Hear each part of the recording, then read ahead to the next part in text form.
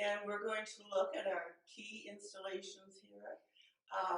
We have been here since October of 2009, which was our grand opening, and this particular building was established as part of the Lincoln Bicentennial Commission. So that was set up in the fall of 2006 for the celebration of the sesquicentennial of the Lincoln Douglas debates. And then we celebrated Lincoln's 200th birthday in 2009 and concluded it with establishing this building and an advisory board to provide continuing, enduring education, as well as 2 programs per year, one of which is Lincoln in the District that is now held on Dogwood Weekend in the spring. So I'm going to follow you up front, and we'll start with our first exhibit. And remember, if you're tuning in, if you have any questions as we go along, do put them in the comments and we can read them out.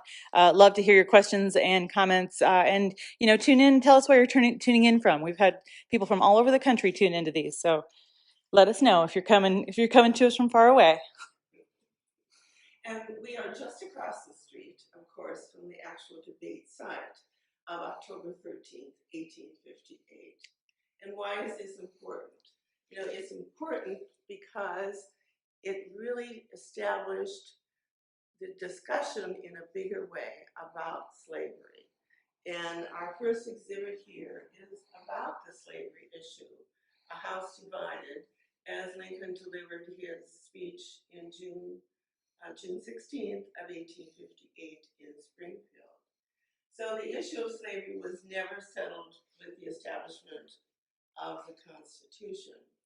So it continued throughout, the 1820s when we had the Missouri Compromise, and certain acts took place which made it an issue that had to be addressed. In 1854, with the Kansas-Nebraska Act and the ability to expand slavery into the territories, Lincoln came back into the public forum to talk about the non-expansion of slavery. And this was a continued discussion through the 1850s. So here you can see on the map where the lines were, the unorganized territory and the concentration of slavery. Illinois, of course, you can see Quincy where the star is up there, and across the river on the Missouri side, of course, there were slaves, and this became an issue of the 1850s with abolitionists coming in larger numbers there, and they had been here in the 1840s, as you know, and David Nelson, for example, and Richard Eales were key persons involved in the local issue of slavery as we were on the border across from a slave state. We're just down the road here, guys, from the Dr. Eales Underground Railroad home. If you look on Arts Quincy's Facebook page and YouTube channel, you can find our tour of that home archived from earlier in this series. So slave markets existed certainly in this area. Kansas was known as the Bleeding Kansas because there was many abolitionists who went there and had some riots and so on, fighting the issue of slavery. So Lincoln got back into the public life and did a speech in Peoria in 1854 and continued that path toward trying to keep the territories to remain free.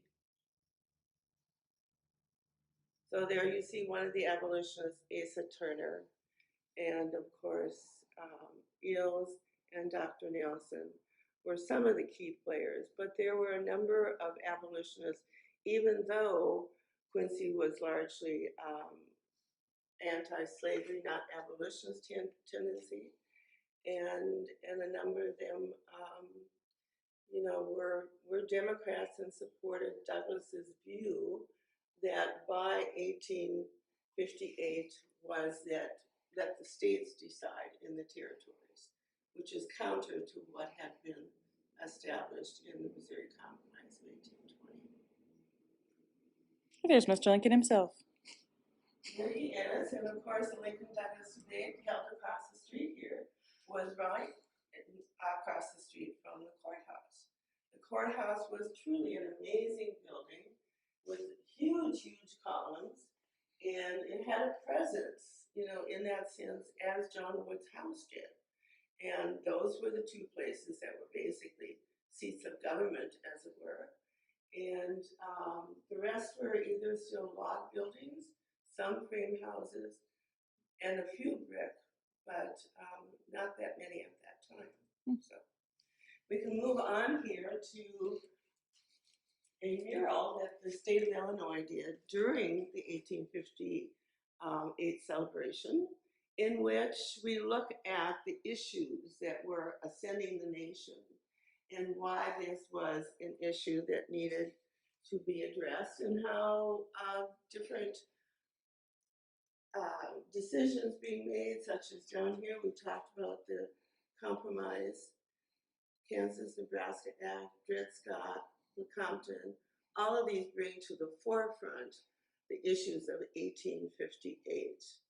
And in that debate then, we have Lincoln, who is a Republican, and the Republican Party was established in 1854, 56, and it was the anti-slavery party. Douglas, on the other hand, was a Democrat, and he stood for letting the states decide whether it was going to be free or slave. And the issue, of course, of popular sovereignty in his thinking, I mean, that's what it was called, was popular sovereignty. So if you come to the center, please take a good look at this mural.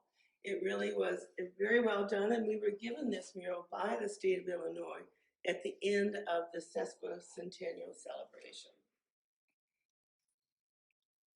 Like I said, the debate was across the street. There were close to 15,000 people there. There was a lot of, you know, there was a 3-hour debate, so it was really, really amazing that people actually listened for 3 hours. And Lincoln had the last half hour in that debate. And I'll talk a little bit more about it when we get to the next exhibit, which is our feature exhibit of the center. And how many debates were there? I've got a question. Me? I've got a question of how many debates were there 7 altogether? debates. 7 altogether. And Quincy was the next to last. Second the to last. 6th debate. Gotcha. Yes. Mm-hmm. Okay.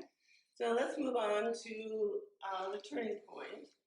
And in the process of doing the research back in 2007, primarily, one of the things that we found in reading through all the texts of all the debates was just what the difference was here in Quincy in terms of what Douglas said that Lincoln could respond to, and also why it was so important and how it is that it happened. So out of the research, we can, you know, say with confidence that this debate, the 6th debate, was the turning point in how people looked at slavery, how people looked at Lincoln. It really catapulted him to the presidency. So we know that the forensic style, for example, of debating was that Douglas had an hour and a half to speak, and of course there were no notes, no papers to read. And then Lincoln had an hour in the middle, and excuse me, I've got that around. Lincoln had the last half hour. Douglas had the middle half hour, and Lincoln had the beginning. So as we look at this, Lincoln, to go back and tell a little bit more of the story, Lincoln had been in Galesburg, and that was the debate before this one. He then went to Burlington, Iowa, and he spent the night with Governor Grimes. And his picture is also on this 8-sided kiosk here. But Grimes had said to him that he was being too much on the defensive and not being on the offensive. So Lincoln, according to Governor Grimes, went to his room and took notes, put them in his hat, and came out and felt like he had some key points he needed to say. So in that last half hour, Douglas, when he was speaking just toward the last half hour, he actually said that he could see this country being forever half slave and half free. At that point in Lincoln's response, he actually jumped on that comment and talked about the moral issue of slavery in a bigger way than he had in any other of the debates. So it was a defining moment because it had been difficult to get Douglas to say what exactly he believed. And here it was. And it's well documented. There was a lot of pressure on them at this point because even though they'd had 5 previous debates, there wasn't a lot that was new that was being said. And it was a bit of a repetition. And here, to define morality as clearly as it was, and for Lincoln to be able to go from that point with press here, that really released the story. And one of the fine points of that is that David Locke, who was a reporter at the time, came from Ohio. And he listened to the debate, and he was so enamored by Lincoln, had an interview with him afterward, and then went back home to Ohio and started writing in the Mansfield, Ohio newspaper, etc. Why not Lincoln for president or for vice? And this was picked up then in Chicago and Peoria papers. So it's a fascinating story how from this little microcosm of Quincy, Illinois, a reporter came, heard the debate, also had an interview with Lincoln privately afterward, and went back to sort of give that message to the nation. So it was the beginning of the stirrings, and it really catapulted Lincoln to the presidency in conversation and livelihood. So as you can see here, this is about staking out the moral position, and Lincoln believed that if you earned the right to your own bread, then you should be able to keep that bread, to work more or less and be paid for it. If you have any questions while you're watching, guys, put them in the comments and we'll put those out there. So these are the main issues: the permanency of slavery. It just could not be that this nation did not solve the problem of the Constitution. And of course, the South was adamant that they should be able to do as they wished in terms of slavery. So that sets up the tension there. And of course, we know that in time, they simply decided to secede state by state because of the issue of slavery, and because they believed they had the state's rights to do that. And of course, Lincoln wanted to keep the Union together and also abolish slavery.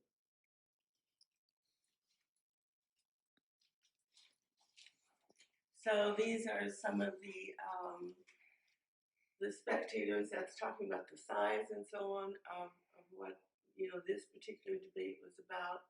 Carl Schurz was another influential person in terms of writing, and he had met Lincoln on the train as they were traveling to Quincy. Neither of them knew each other before, but as a German American and someone who influenced the German population of this country, he was influential in the ultimate discussion of slavery as well as Greeley, who was here from time to time, publisher of the New York, I'm not sure which New York paper anyway, a paper out east. I don't recall the exact one. Very nice. So let's go around the corner here and I'm gonna look at the through the years while we walk by it. yes, it's stunning to see just how much Right, the Lincoln age. aged during those years. It's a young portrait. It's pretty Yeah. cool. Yeah. He had very little time to himself as the president, and the weariness on him is very evident. So, as I said, it propelled him to the presidency. And of course, Douglas was the premier statesman of the time. And Lincoln pretty much knew he wasn't going to win the senator's position of 1858. But it did change Douglas's sort of the view of Douglas in terms of the 1860 election for president, and also the fact that the Democratic Party became very divided in the 1860 election. So, when you come to the center, be sure to read through all of this. It's impossible to talk about it all, but as it says here, the prairies were on fire with this issue. Newspaper reporters, for the first time, were putting this in their nationwide newspapers. I mean, we didn't have reporters until the debates were an issue. So that in itself is significant.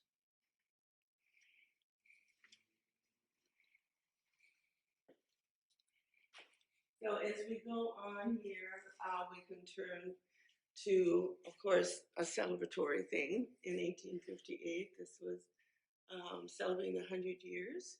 And then here's a bird's eye view of what Quincy would have looked like about that time. So you can see the rolling hills close to the river and not far from Washington Park. Of course, the public park was so established there because it was some flat land. Dr. Eel's house right here. Yeah. Washington Park here. Right. Sorry, point a little bit. And the Wild West out there at 24th Street. The Wild West. Just at 24th Street. Or well, at East, I guess. 12th Street was where it was called Wood Street because of Lincoln's home there. And that was pretty much it, So the landowners who bought property out there really made a profit when they were able to sell that and expand the city.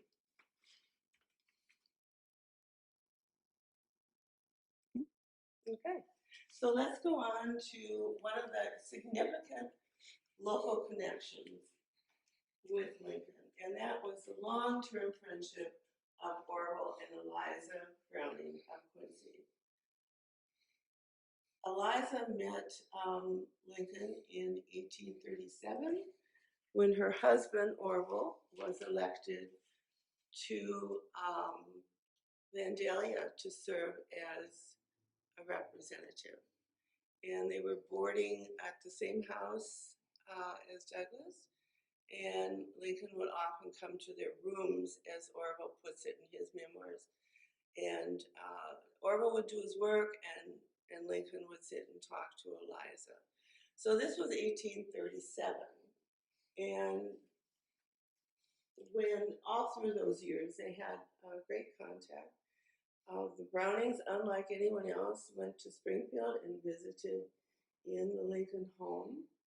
And of course, Orville Browning's diary gives us an account of that.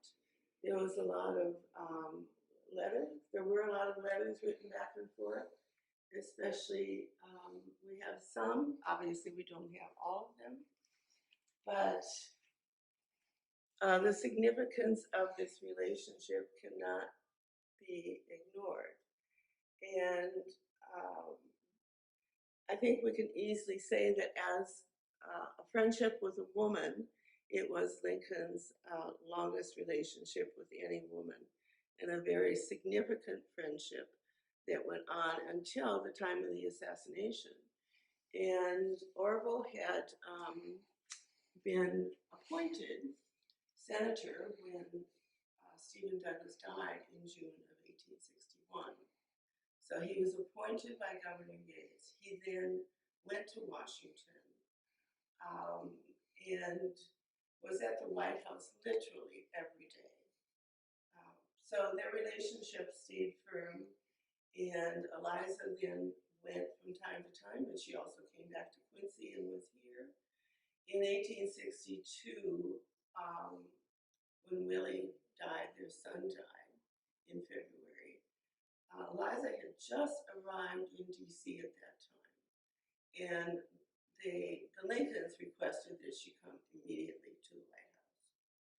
And Willie had passed by the time she got there, but she spent a week at the White House. And it is said that the Lincolns would not let her leave. She wanted to leave, go back to her place for a little bit, but she was so essential to take care of Tad, who she knew well over the years. And also, to what extent she was with Mary, we don't know. Elizabeth, Mary's sister, finally arrived a week later, and that's when she left. But she was there until Elizabeth arrived from Springfield. So these paintings were done by Gary Butler about the time that we opened the debate center in 2009. And he had the account, the article that I wrote, and he took certain scenes that he knew of and made them into these paintings that are close to what we can imagine it would have been like. Nice. Yeah. So when you come here, there's a little short article, and this is the Browning desk. So we have one of his pieces, a very, very precious piece in terms of Quincy history, and also we have almost nothing of the Brownings. So this is truly a premier piece. So, you know, we kind of conclude that here at the front door. You can come here most often between 9 and 4. However, if there's no one here to sort of be a docent or whatever, the doors are locked with a little note saying they'll be back at a certain time. And right now we are looking for docents. Some people who have retired and are with RSVP, for example, would be very, perfect candidates to perhaps sign up for some time here and also help out the district. The district has their office here, and so we're kind of sharing the space. We have like a 50-year lease on the building and the center, so we're going to be here. And our programming in the fall, for example, is like last year we had Harold Holzer, a premier historian of Lincoln, who's written about 40 books, at least 30 something, on Lincoln, and lives in New York. He came here and gave a talk last October. And so we have a speaker every year in the fall, and they're always very informative, either about the debates, the Civil War, or Lincoln himself, and about Douglas as well. And I don't mean to skip over Douglas if I have. No, not at all. But I think because of all the relationships that Lincoln had here that became so significant when he went to the White House. I just read something the other day that is a newspaper article.